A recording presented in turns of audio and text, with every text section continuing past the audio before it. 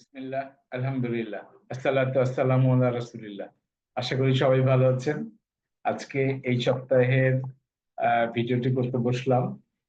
তো অনেক সময় অনেক বিষয়ে কথা বলেছি। আজকে যে স্পেসিফিক্যালি যে বিষয়টি নিয়ে কথা বলতে চাই, সেটা হচ্ছে how to perform well in any role. যে কোনো কাজে যদি আমরা ভালো পারফর্ম করতে চাই, তাহলে আমাদেরকে কিভাবে কাজ করলে আমরা ভালো পারফর্ম করতে পারবো। আমি 10টি বিষয় নিয়ে অল্প অল্প করে কথা বলবো। তবে এটা বলে রাখা দরকার যে 10টি হয়তো সবার জন্যই প্রযোজ্য নয়। যার এই 10টি একটা হলিস্টিক ব্যাপার, এবং এর ভেতর থেকে আমাদের কতগুলিতে কি থাকবে, আমরা কতগুলিতে কেউ কেউ অনেক অ্যাডভান্স, এবং কতগুলিতে আমরা মিডিওকর, এবং কতগুলিতে আমরা একটু পুয়ার। তাহলে এই 3 কনটেক্সট যদি আমরা মাথায় রাখি, তাহলে এই 10টিকে যদি আমরা পরিপূর্ণ করার চেষ্টা করতে পারি, তাহলে এভাবেই আমরা আমাদের যে কোনো অর্গানাইজেশনে আমরা যদি কাজ করতে যাই, এবং এই অর্গানাইজেশন পার্সপেক্টিভ থেকে আমরা আমাদেরকে অ্যাডজাস্ট করে নিতে পারবো। তো এই জন্য আমরা এই এই ভিডিওটি করার মূল উদ্দেশ্য হচ্ছে যে আমরা অনেক সময় আমরা ভালো কাজ, ভালো ইনপুট, ভালো এফোর্ট দেওয়ার পরেও আমরা অনেক সময় চিন্তা করি যে আমরা এটাকে বলে ফুল সার্কেল পারফরমেন্স। মানে একটা পারফরমেন্সের সবগুলি ডাইমেনশন থেকে একটি ফুল সার্কেল পারফরমেন্স করতে আমরা অনেক স্ট্রাগল করি। সেই ফুল সার্কেল পারফরমেন্সের জন্য আসলে যা দরকার সেটি আজকের আমার আলোচ্য বিষয়, বাট ভেরি ব্রড সেন্সে। আপনারা অবশ্যই এর অ্যাজ ডিটেইল অ্যাজ পসিবল যদি আপনারা অ্যানালাইসিস করে সেলফ অ্যাসেসমেন্ট করতে পারেন, তাহলে প্রত্যেকটা টপিকস এর ভিতরেই আপনারা তার ডিটেইল এ এবং ডিটেইলে যেতে হবে, এবং নিজেদেরকে সেই স্কিলগুলি ডেভেলপ করে নিতে হবে।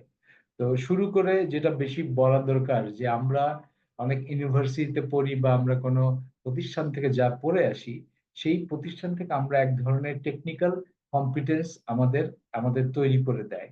তো এই টেকনিক্যাল কম্পিটেন্সেরও যদি আমি বলি, তো এই আমরা যে কোনো জায়গা থেকে প্রত্যেকে আমরা ধরেই নিচ্ছি যে প্রত্যেকের একটা টেকনিক্যাল কম্পিটেন্স আছে, এবং এই টেকনিক্যাল কম্পিটেন্সকে আমরা যদি আমাদের কাজে অ্যাপ্লাই করতে চাই, তাহলে তার সাথে কিছু রেলিভেন্ট অ্যাডিশনাল স্কিলস লাগে। তার মানে এই additional skills plus technical competence, এটাকে একটা বান্ডেল হিসেবে আমরা ব্যবহার করি। যেমন এই টেকনোলজিক্যাল স্কিল কিন্তু এই যে technical additional knowledge for engineers, additional knowledge for the sales people, additional knowledge for HR people. তো মূল কথা হচ্ছে this is technical competence. Your four subject হচ্ছে, ধরেন হতে পারে ফাইন্যান্স, হতে পারে মার্কেটিং, হতে পারে সেলস, হতে পারে আহ, যে কোনো আদার ইঞ্জিনিয়ারিং, ডিফারেন্ট ডিফারেন্ট টপিকস এটা হতে পারে। তাহলে প্রথম যেই এরিয়াটা হচ্ছে যে আমার একটা টেকনিক্যাল কম্পিটেন্স থাকতে হবে।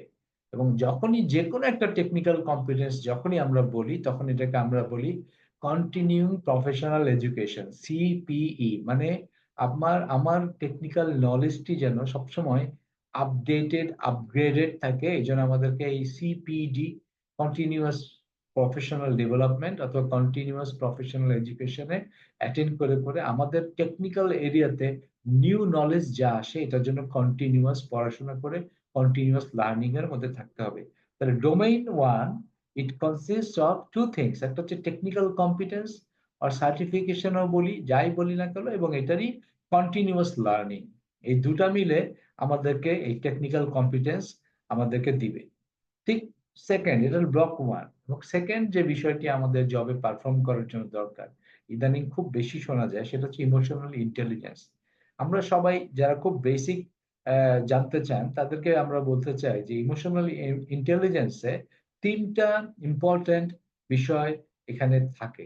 তিনটা ইম্পর্টেন্ট বিষয় থাকে। প্রথম বিষয় হচ্ছে সেলফ অ্যাওয়ারনেস। সেলফ অ্যাওয়ারনেস হচ্ছে আমার আমার আমার স্ট্রেংথস, উইকনেস এবং ইম্প্যাক্টস এবং ইমোশনস, এই সবগুলো আমি জানি কিনা, এটা হচ্ছে সেলফ অ্যাওয়ারনেস। যদিও ইমোশনাল ইন্টেলিজেন্সের ভিতরে উল্লেখ করে না, বাট আমি একটা পয়েন্ট এখানে অ্যাড করতে চাই। সেলফ অ্যাওয়ারনেস এর ভিতরে আরেকটা ইম্পর্টেন্ট অ্যাসপেক্ট হচ্ছে যে হাউ উই থিঙ্ক আমরা আমরা আসলে কিভাবে চিন্তা করি, আমাদের চিন্তার প্যাটার্নটা কি, এই প্যাটার্নটাও যদি আমরা বুঝতে পারি, that will B A bigger portion of self awareness. এই ওয়ে অফ থিঙ্কিং, এটি কিন্তু ওই যে আমি সেলফ অ্যাওয়ারনেস এর যে স্ট্রেংথ, উইকনেস এবং ইমোশন, এই তিনটি যেরকম বললাম, তো এরকম ওয়ে অফ থিঙ্কিংটা কিন্তু আপনাকে এই ডিপলি অনেক সময় বোঝা যায় না। আমাদের ওয়ে অফ থিঙ্কিং বা আমাদের এই থিঙ্কিং প্যাটার্ন গুলি অনেক সময় আমাদেরকে, অনেক সময় কি বলে এটাকে, আমাদের পটেনশিয়ালকে লুকিয়ে ফেলে। হ্যাঁ, এই জন্য লক করে ফেলে, এই জন্য আমরা বলি আনলক ইউর পটেনশিয়াল। তাহলে এই এই বিষয়টা ইম্পর্টেন্ট। আমরা যদি এইভাবে চিন্তা করি যে ওকে, ইমোশনাল ইন্টেলিজেন্স এর থার্ড পার্ট আমি বলি নাই, আরো পার্টগুলি বলি নাই, সেলফ অ্যাওয়ারনেস নিয়ে কথা বলছিলাম। আরেকটি বিষয় যেটা বলা দরকার, খুব ইম্পর্টেন্ট, এটা বলে এমপ্যাথি। এমপ্যাথি হচ্ছে যে, এমপ্যাথি বলতে আমি সহজে যদি বলি যে দুটা বিষয়, the understanding the emotion of others and understanding the need of others. এবং অন্যর কি দরকার, অন্যর কি দরকার যেমন বোঝা দরকার এমপ্যাথির জন্য, এমপ্যাথির জন্য আরেকটা বিষয় বোঝা দরকার আমি এখানে অ্যাড করতে চাই, সেটা হচ্ছে the human needs, the hierarchy of human needs. এবং অবশ্যই latest version of hierarchy of human needs আমাদের আপনাদেরকে জানতে হবে। আল্লাহ সুবহানাহু ওয়া তাআলা তৌফিক দিলে আমি হয়তো এটি নিয়ে আরেকদিন কথা বলবো। এই বিষয়টা আজকে বলছি না, বাট আমার মূল কনসেপ্ট হচ্ছে এমপ্যাথির ভিতরে এই যে মানুষের মানুষের নিড বোঝা এবং মানুষের ইমোশন বোঝা এবং মানুষের সাথে এই তাদেরকে রেসপন্ড করা। হ্যাঁ, মানুষের এই নিডস এবং ইমোশনকে প্রপারলি রেসপন্ড করতে পারাটাই হচ্ছে আসলে এমপ্যাথি, তাদের মতো করে। খুব সহজে আমরা বলি কি যে পুটিং আওয়ারসেলফ ইনটু আদার পিপলস শুজ। তাহলে এই যে কনসেপ্ট, এটা এখানে এমপ্যাথি। ইমোশনাল ইন্টেলিজেন্স যে থার্ড এলিমেন্ট, এলিমেন্ট হচ্ছে রিলেশনশিপ ম্যানেজমেন্ট।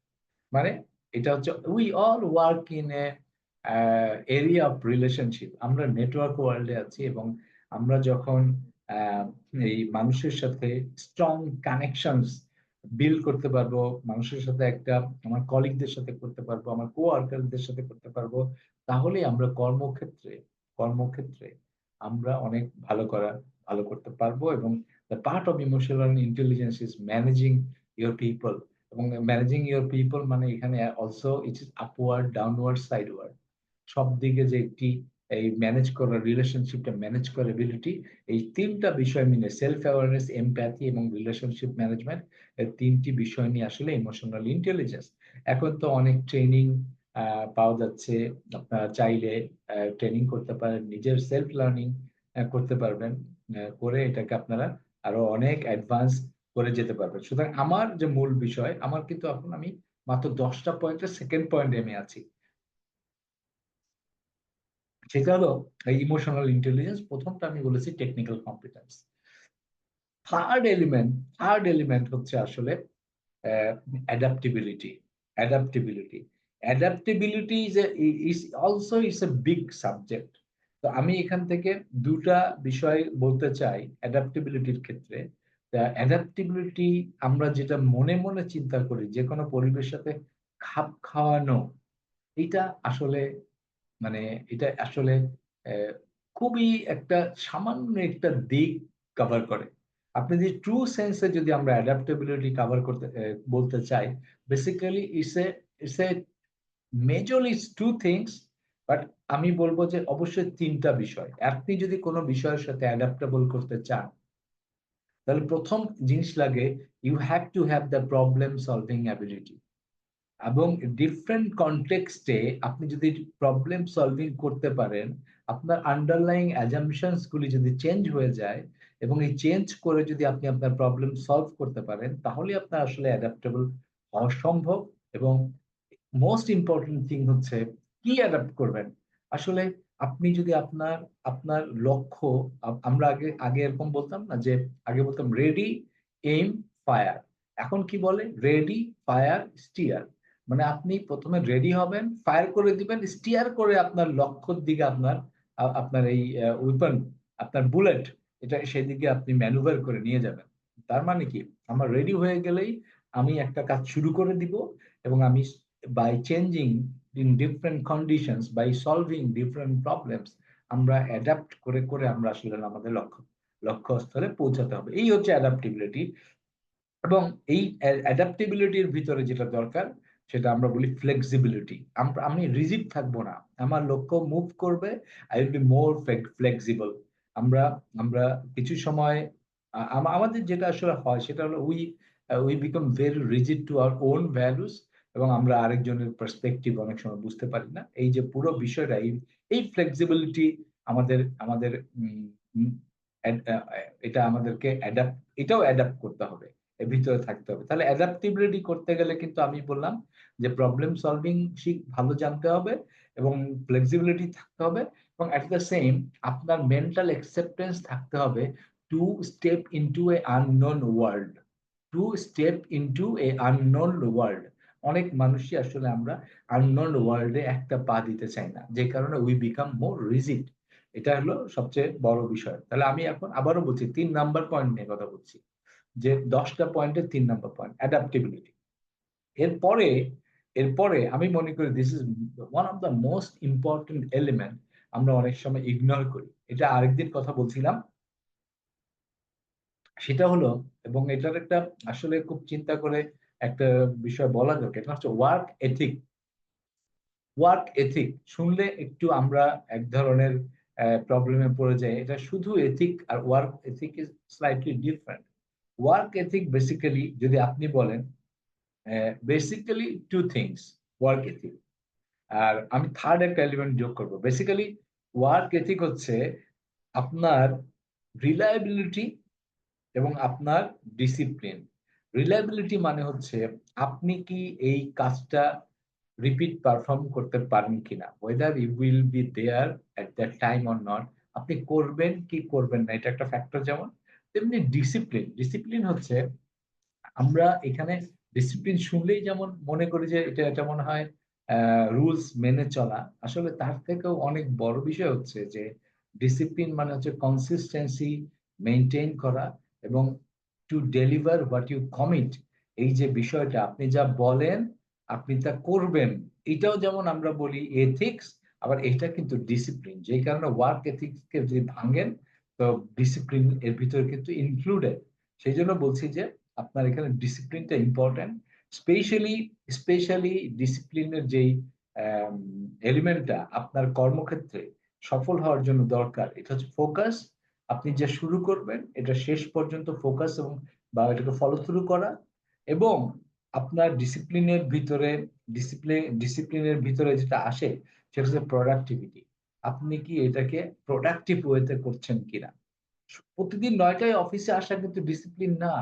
ডিসিপ্লিন হচ্ছে প্রতিদিনের কাজটা কমপ্লিট করা, এবং আপনি কম সময় করেন, আপনি আর বেশি প্রোডাক্টিভ হন। কিন্তু এই আমরা অনেক সময় ডিসিপ্লিনের সাথে টাইম এমন ভাবে কানেক্ট করি, আমার আউটকামের দিকে আমার ফোকাসটা চলে যায়। আসলে আপনি আপনার এক্সপেক্টেড কাজ আপনি সঠিক সময়ে দিচ্ছেন কিনা, কারণ আপনার আউটপুট আরেকজনের ইনপুট। সুতরাং এটা খুবই ইম্পর্টেন্ট একটা বিষয়। সুতরাং এই ওয়ার্ক এথিকের ক্ষেত্রে কিন্তু বেসিক্যালি রিলায়েবিলিটি এবং ডিসিপ্লিন ইজ সো ইম্পর্টেন্ট। আর যে কথাটা আমি আমি বলতে চাই সেটা হলো একটা আরেকটু অ্যাড করে বলতে চাই, সেটা হচ্ছে যে একটা অর্গানাইজেশনে ওয়ার্ক এথিক্স এর একটা বড় পার্ট হচ্ছে যে আপনি you should do anything you do, it should be the purpose of the it should be for the organization, not for any individual. আসলে কোনো ব্যক্তির জন্য আমরা অর্গানাইজেশনে কাজ করি না। আমরা একজন ব্যক্তির রোল থাকে, বাট আমরা দেখি যে আলটিমেটলি আমার কাজ অর্গানাইজেশনে ভ্যালু অ্যাড করছে কিনা। এটা একটা আসপেক্ট অফ ওয়ার্ক এথিক। আমি অনেক কাজ করলাম কিন্তু আলটিমেটলি এটা অর্গানাইজেশনের ভ্যালু অ্যাড করে না, তাহলে এটা আমার ওয়ার্ক এথিকের ভায়োলেশন হয়ে যায়। এটা হচ্ছে 3 নাম্বার বিষয় নিয়ে আমি কথা বললাম। 4 নাম্বার, আপনারা সরি আমি 4 নাম্বার নিয়ে কথা বলেছি। তাহলে 1 বলেছি টেকনিক্যাল কম্পিটেন্স, 2 বলেছি ইমোশনাল ইন্টেলিজেন্স, 3 বলেছি অ্যাডাপ্টেবিলিটি, 4 নাম্বার কথা বলেছি ওয়ার্ক এথিক। 5 নাম্বার পয়েন্ট যেটা নিয়ে কথা বলতে চাই, এটা আপনারা সবাই জানেন, এটা আমি খুব বেশি বলবো না, বাট আন্ডারলাইং অ্যাজাম্পশন গুলো বলবো। ক্ষেত্রে কমিউনিকেশন স্কিল। আমরা আমরা যদি আমরা কমিউনিকেশন আমাদের কেন যে ভালো হতে হবে এবং কিভাবে ভালো হতে হবে, এটা হচ্ছে খুব ইম্পর্টেন্ট। কমিউনিকেশন গিভস ক্ল্যারিটি, ভালো কমিউনিকেশন গিভস বেটার ক্ল্যারিটি, এবং কমিউনিকেশন অলসো গিভ ইউনিটি, যেই কারণে আপনার টিমের ভিতরে কমিউনিকেশন খুবই জরুরি। এবং কমিউনিকেশনটা হতে হবে কি রকম, মোর মোর ক্ল্যারিটি আসতে হবে কমিউনিকেশনের থ্রুতে। এটা ইম্পর্টেন্ট না, it's not important what you say, but it's important what they understand. এই কথাটা মনে রাখা খুবই জরুরি ইন টার্মস অফ কমিউনিকেশন। এই জন্য বলছি কমিউনিকেশন স্কিল এর ভিতরে আরেকটা ফান্ডামেন্টাল বিষয় না বললেই নয়, সেটার নাম হচ্ছে অ্যাক্টিভ লিসেনিং। আমরা যখনই কারোটা শুনবো, তাদেরকে অ্যাক্টিভলি শুনবো। আমরা যদি অ্যাক্টিভ লিসেনিং না করে যদি মানুষকে আমরা প্রায়োরিটি না দেই, এবং মানুষের মনে রাখবেন খুব ইম্পর্টেন্ট বিষয়, মানুষ যখন কথা বলে কখনো তাকে মাঝ পথে থামাই দিবেন না, until unless it is very important আপনি থামায় দেওয়া, আপনি ধৈর্য ধরে শুনতেই হবে। আমি একটা সময় প্রচুর মিটিং এর মধ্যে অ্যাটেন্ড করতে হয়েছে, specially during the corona period. এবং আমি প্রত্যেককে বলার সুযোগ আমি দিয়েছি। এবং অনেক সময় আমাকে এরকম মানুষ জিজ্ঞাসা করে যে, "আপনি এত শুনেন কেন?" আমি বলছি, "শোনাটাই আমার কাজ। শোনাটাই আমার কাজ।" সুতরাং আমরা যখন কাজ করব ওয়ার্ক লেভেলে, আমরা শুনবো, অ্যাক্টিভলি মানুষকে শুনবো। কিসের জন্য? তাদের আমার ইনস্ট্রাকশন যেমন বোঝা দরকার, আমার ইনস্ট্রাকশন তারা কিভাবে বুঝে নিল সেটাও আমার ক্লিয়ার হওয়া দরকার। এবং আমরা প্রত্যেকটা কাজের, প্রত্যেকটা প্রসেসের ভিতরে কমিউনিকেশনের যে মোস্ট ইম্পোর্টেন্ট পার্ট হচ্ছে ফিডব্যাক। এই ফিডব্যাক আমরা নিব এবং শুনতে হবে। এবং আমরা যা বোঝাতে চাই, তারা যে আমাদের, যাদের বোঝা দরকার, তারা যে এটা রাইটলি বুঝলো, এটিরও একটি ক্রস চেক করা দরকার থ্রু কমিউনিকেশনের ফিডব্যাকের মাধ্যমে। তো ৫ নাম্বার নিয়ে কথা বললাম। ৬ নাম্বার হচ্ছে টাইম ম্যানেজমেন্ট। আসলে কিচ্ছু বলার নাই। বাট আমি সবসময় বলি, we should be cue to focus. আইজেনহাওয়ারের যে টাইম ম্যানেজমেন্ট ম্যাট্রিক্স, সেখানে যদি আমরা দেখি, এখানে হচ্ছে যে আমি আমি বলবো একটা শর্টে বলতে চাই, বিকজ এটা আমি ট্রেন করা স্পেশালি। টাইম ম্যানেজমেন্টের মোস্ট ইম্পর্টেন্ট আসপেক্ট হচ্ছে ২টা। ২টার মধ্যে হচ্ছে কি, একটা হচ্ছে প্রায়োরিটাইজেশন, যে আমরা কোনটা ইম্পর্টেন্ট বোঝা। এবং সেকেন্ড পার্ট হচ্ছে যে আমি আর সবগুলো কাজকে আসলে অর্গানাইজ করে নেয়ার এবিলিটি। এই এই অর্গানাইজ করার ক্ষেত্রে যে আমরা অনেক সময় যেটা মূলত অর্গানাইজ করার ক্ষেত্রে ট্রাবল পড়ে যাই, আমরা শর্ট টার্ম লং টার্ম কাজকে অনেক সময় বুঝতে পারি না। এবং আমরা অনেক সময় অনেক সময় আমাদের আমাদের যত মিসআন্ডারস্ট্যান্ডিং হয়, অনেক মানুষকে দেখেছি তারা শর্ট টার্ম কে এত ফোকাস দেয়, লং টার্ম কে টোটালি ইগনোর করে। আবার কিছু মানুষ লং টার্ম কে ইম্পর্টেন্স দিতে যে শর্ট টার্ম কে মিস আউট করে ফেলে, যে কারণে অনেক অনেক সমস্যা তৈরি হয়। এবং আসলে আমাদের কি করতে হবে, এই যে আমি টাইম ম্যানেজমেন্ট পার্সপেক্টিভ থেকে one of the most important element of time management যদি আমি বলি, it is balancing your short term and long. আর এখানে যদি আমি আইজেনহাওয়ার ম্যাট্রিক্স সম্পর্কে একটু কথা বলি, সেটা হলো আমাদের আসলে যে একটি কথাই নোট আকারে বলছি, যে আমাদের সবচেয়ে ইম্পর্টেন্ট কাজগুলি লাইফে কিন্তু একদম হঠাৎ করে আসে না। যেমন আমি এক্সাম্পল দিই, আপনি আপনি যদি প্ল্যান করেন যে you have to take a new decision, to take a new course for your skill development, আজকে সকালের ডিসিশন নিয়ে রাত্রেবেলায় এটা করতে হবে, বিষয়টা এমন না। আপনি এখন প্ল্যান করবেন যে আপনাকে নেক্সট 6 মান্থের মধ্যে you will do a new course, এবং what courses you will do, plan করে একটা একটা করে আপনি রিলিজ করবেন। তার মানে সবচেয়ে ইম্পর্টেন্ট কাজগুলি লাইফ, আপনি বিয়েটাও কিন্তু এক রাতে ওভারনাইট বিয়ে করবেন না। হ্যাঁ, you must have some time. এই টাইম প্ল্যান করে গুছিয়ে আপনি কাজ করবেন। সুতরাং আপনার সবচেয়ে ইম্পর্টেন্ট কাজগুলিকে যদি আপনি ঠিক সেটা যখনই আর্জেন্ট হয়ে না হওয়ার আগেই যদি আপনি কমপ্লিট করে ফেলতে পারেন, তাহলে ইম্পর্টেন্ট কাজগুলি আর্জেন্ট লেভেলে খুব কম থাকবে। এবং ইম্পর্টেন্ট কাজগুলি যদি আর্জেন্সি না ক্রিয়েট করে, আপনার এর থেকে বড় শান্তি আর কিছুতেই নাই। আর আনইম্পর্টেন্ট কাজ, ইম্পর্টেন্ট কাজ কিন্তু করবেন কেন? কেন করতে হবে? Only for one reason. Because sometimes আমাদের আমাদের যার কাছে যা ইম্পর্টেন্ট, আমার প্রিয়জনদের কাছে সেটা এই কিছু ইম্পর্টেন্ট জিনিস চলে আসে, এটা আমার কাছে ইম্পর্টেন্ট না, আমাদের কাছে না। সুতরাং এইরকম কিছু মানুষের জন্য আমরা কিছু কিছু আনইম্পর্টেন্ট কাজ করবো, আদারওয়াইজ করবো না, আদারওয়াইজ করবো না। আমি আমি একটা আরেকটা ভিডিওতে কথা বলেছি হোয়াট ইজ ইম্পর্টেন্ট, এই ভিডিওটা শুনতে পারেন, এটা শুনলে এটার আর মোর ক্ল্যারিটি আসবে। আমরা 6 নম্বর পয়েন্টে ছিলাম, টাইম ম্যানেজমেন্ট। টাইম ম্যানেজমেন্টের পরে 7 নম্বর হচ্ছে collaboration. Collaboration is very important in terms of এই আপনার যে কোনো প্রজেক্ট বড় কিছু করতে গেলে। এবং এর দুইটা আসপেক্ট আমি আজকে শেয়ার করি। একটা হচ্ছে team work. Team work team work করতে শিখতে হবে, টিমের সাথে চলতে হবে, শিখতে হবে কোলাবোরেশন করার জন্য। আরেকটা কাজ করতে হবে, if there is any conflict, আপনাকে একটা কনফ্লিক্ট রেজলিউশন অ্যাসপেক্ট এখানে গ্রহণ করতে হবে। আমার কাছে সবচেয়ে যেটা ইম্পর্টেন্ট অ্যাসপেক্ট মনে হয় যে কনফ্লিক্ট রেজলিউশনের ক্ষেত্রে থিঙ্ক উইন উইন। এবং আপনি যদি my way, your way, and if we can create our way, এবং সেটাই হচ্ছে the one of the best way. এবং এই কনফ্লিক্ট রেজলিউশনের ক্ষেত্রে কনফ্লিক্টের one of the underlying element বলে ইগো। আমরা যদি সবাই ইগোকে লেট গো করতে পারি, তাহলেও কিন্তু আমাদের আমাদের একটা আমাদের কোলাবোরেশন করা অনেক সহজ হয়ে যায়। এবং আরেকটা যে বিষয়, অনেক সময় আমরা খুবই পজিশন ফোকাসড হয়ে যাই। আমরা যখন পজিশন ফোকাস থেকে আমরা প্রবলেম ফোকাসে যাব, সেটাও কিন্তু আমাদের কোলাবোরেশন করতে অনেক হেল্প করে। এবং 8 নম্বর পয়েন্ট, 8 নম্বর পয়েন্ট আমি বলি এখন একটা ডিজিজের লেভেলে, সেটা হচ্ছে টেকিং ওনারশিপ অ্যান্ড ইনিশিয়েটিভ। আমরা খুব কম মানুষ ট্রুলি একটা কাজকে ওন করি বা প্রোঅ্যাক্টিভলি কোনো একটা ইনিশিয়েটিভ নিয়ে আমরা সলভ করি। সুতরাং অবশ্যই আমার আমার আপনার সবার আমাদের নিজেদের কাজে ওনারশিপ নিতে হবে এবং নিউ ইনিশিয়েটিভস নিয়ে আমাদের কাজকে ডেলিভার করতে হবে। এবং এটাকে প্রোঅ্যাক্টিভিটি বলি, আমরা প্রোঅ্যাক্টিভিটি বলি। এবং প্রোঅ্যাক্টিভিটির সাথে সাথে চলে আসে অ্যাকাউন্টেবিলিটি।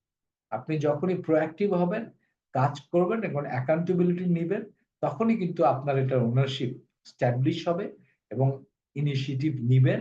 এবং যেটা সবচেয়ে ইম্পর্টেন্ট বিষয়, আপনি খুব দ্রুত গতিতে যদি আপনার ক্যারিয়ারে ফ্লারিশ করতে চান, তাহলে যদি এই সবগুলির ক্ষেত্রে যদি বলেন সবচেয়ে ইম্পর্টেন্ট অ্যাসপেক্ট কি, যেটা বাইরে থেকে দেখা যায় এবং বোঝা যায়, সবাই বুঝতে পারবে, অফিসের একদম জুনিয়র থেকে সিনিয়র সবাই বুঝতে পারবে আপনি কি আসলে আপনার কাজ ওন করেন কিনা এবং আপনি কি কোনো ইনিশিয়েটিভ নিচ্ছেন কিনা, আপনার ভেতর থেকে নতুন আইডিয়া আসে কিনা, এবং আপনি কি কন্টিনিউয়াসলি নতুন নতুন চিন্তা করেন কিনা।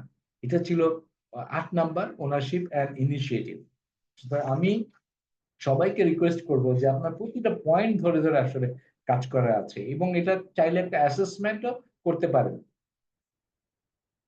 9 নাম্বার, 9 নাম্বার পয়েন্ট যেটা ইম্পর্টেন্ট, সেটা হলো, এটা আমার জন্য 20 বছর আগে শেখা খুব জরুরি ছিল। এই আপনারা যে আজকে আমার কথাটা শুনছেন, আমি 20 বছর আগে আসলে এই এই 10টা পয়েন্ট আমাকে কেউ কোনদিন বলে। এবং আমি যদি 10টা পয়েন্ট আমার ক্যারিয়ারের শুরুতে জানতাম, আমি অনেক কিছুতে বাঁচতে পারতাম। আসলে অনেক প্রবলেম থেকে আমি অনেক অনেক আহ, স্বচ্ছন্দে বের হয়ে আসতে পারতাম। ওই 9 নম্বর যে পয়েন্ট, এটার নাম রেজিলিয়েন্স। রেজিলিয়েন্স হচ্ছে যে আমাদের প্রবলেম হবেই, আমাদের স্ট্রেস আসবেই, আমাদের বুলিং হবেই, এবং এই যে নেগেটিভ এনভায়রনমেন্ট থেকে আমাদেরকে বের করতে হবে। এর জন্য 2টা বা 3টা বিষয় খুবই ইম্পর্টেন্ট থাকে। The number 1 point is stress management. আমি এটা নিয়ে খুব ডিটেইল করতে চাই না, বাট আপনারা যদি দেখেন যে আপনারা এটা নিয়ে আপনারা অনেক ভালো ভালো পিপল আছে যারা খুব এক্সপার্ট ইন স্ট্রেস ম্যানেজমেন্ট, আপনারা তাদের কথা শুনবেন, করবেন। আমি এখন যেটা বুঝতে পারি যে কিভাবে স্ট্রেস কমানো যায়, আমি প্র্যাকটিক্যালি দেখেছি যে এই এই কাজগুলি যদি আমরা শেয়ার করি, অন্যকে যদি ট্রেন করি, তাহলে আমার ওয়ার্ক স্ট্রেস, আমি কিন্তু সাইকোলজিক্যাল স্ট্রেসের কথা বলছি না, ওয়ার্ক স্ট্রেস বা ওয়ার্কলোড কমাতে গেলে আপনাকে অনেক প্রোডাক্টিভ হতে হবে, আপনাকে মানুষকে শেখাতে হবে, টিমকেও শেখাতে হবে, এবং আলটিমেটলি এই স্ট্রেসটা, ওই ওয়ার্কলোডটা কমে যায়, এটা ম্যানেজ করা যাবে। সাইকোলজিক্যাল স্ট্রেস ম্যানেজ করার জন্য আসলে নিজের ইমোশনাল ইন্টেলিজেন্স এবং অনেক ভালো করলে, এবং দেখা যায় যে এটাকে অনেক ভালোভাবে ম্যানেজ করা যায়। আমি আবারও বলছি, আমি রিকমেন্ড করছি যে আপনারা এটা নিয়ে আপনার পার্সোনাল জার্নিতে স্ট্রেস ম্যানেজমেন্ট আপনারা শিখবেন বেটার বেটার। এমনকি ক্লিনিক্যাল স্ট্রেস ম্যানেজমেন্ট সলিউশন আপনার যদি প্রয়োজন হয়, সেটাও আপনারা নিবেন। আমরা সত্যি কথা যদি বলেন, না বলেন বা আমি আমি পার্সোনালি বলতে পারি যে জীবনের সার্টেন পিরিয়ডে স্ট্রেস থেকে স্ট্রেস থেকে আমার অনেক প্রবলেম হয়েছে। এটাই বলার কথা যে আ সুতরাং এইটা যদি আর ২০ বছর আগে আমাকে কেউ বলতো, আমি হয়তো এই স্কিলটা আমি উম অ্যাচিভ করে আরো ভালো করতে পারতাম ইনশাআল্লাহ। ৯ নাম্বারের কথা বলে ফেলেছি এবং ৯ নাম্বারের স্ট্রেস ম্যানেজমেন্ট নিয়ে কথা বলেছি। ৯ নাম্বারের রেজিলিয়েন্স এর জন্য আরেকটা বিষয় দরকার। সেটা হচ্ছে গ্রোথ মাইন্ডসেট। আমি এইভাবেই বলি, গ্রোথ মাইন্ডসেট ইস আ মাইন্ডসেট। সেটা হচ্ছে যারা বিশ্বাস করে যে আমরা আসলে আমাদের ইন্টেলিজেন্স ফিক্স না। এটা ভেরিয়েবল। আমরা চেষ্টা করলেই নতুন, নতুন জিনিস শিখতে পারি। এই যে একটু আগে কথা বললাম stress management, maybe I M a very poor manager of stress, but growth mindset এর যে কনসেপ্ট মাইন্ডসেটটা বলে যে ইট ইস লার্নেবল। আমি চাইলে কিন্তু আমি আমার স্ট্রেস গুলিকে ম্যানেজ করে আমার লাইফে আমি কিন্তু পিস অ্যান্ড হ্যাপিনেস আমি আনতে পারি। এই যে বিষয়টা, এই গ্রোথ মাইন্ডসেটও কিন্তু আমাদের এই লিস্টে থাকতে হবে এবং বিশ্বাস করতে হবে যে অনেক কিছুই আমরা চাইলে শিখতে পারি। আমরা নিজেদেরকে পরিবর্তন করে আমরা একজন আদর্শ আ এক্সিকিউটিভ না, আমরা আদর্শ প্রফেশনাল হতে পারি। এটা সম্ভব এই বিশ্বাস করা।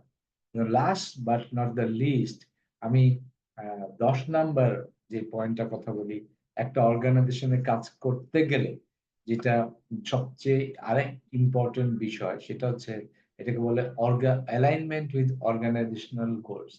ভেরি আনফরচুনেটলি আমাদের ইয়াং জেনারেশন বা আমরা যারা কাজ করি, আমাদের যে অর্গানাইজেশনাল গোলস এগুলি কাসকেড ডাউন হয়ে অনেক সময় নিচের পর্যন্ত পৌঁছায় না এবং আমরাও আমাদের নিজেদেরকে অর্গানাইজেশনাল গোলস অ্যান্ড অবজেক্টিভস এর সাথে মিলিয়ে নিতে পারি না। যে কারণে আমাদের খুব জানা দরকার যে অর্গানাইজেশনের গোলস অবজেক্টিভ কি এট দ্য টপ লেভেল এবং এটা ডিপার্টমেন্ট লেভেলে কি এবং আমার বসের লেভেল থেকে এটা কিভাবে হাউ ইট ইস ইম্প্যাক্টিং আস এবং সেই অর্গানাইজেশনের যেই অর্গানাইজেশনের এমপ্লয়িরা কোম্পানির টপ 3 প্রায়োরিটিস জানে, তাদের অ্যালাইনমেন্ট সবচেয়ে সুন্দর হয় এবং তারা তাদের প্রতিটা কাজে তারা বুঝতে পারে যে তারা আসলে তার স্মল কাজটাই যে করছে বিষয়টা এমন না।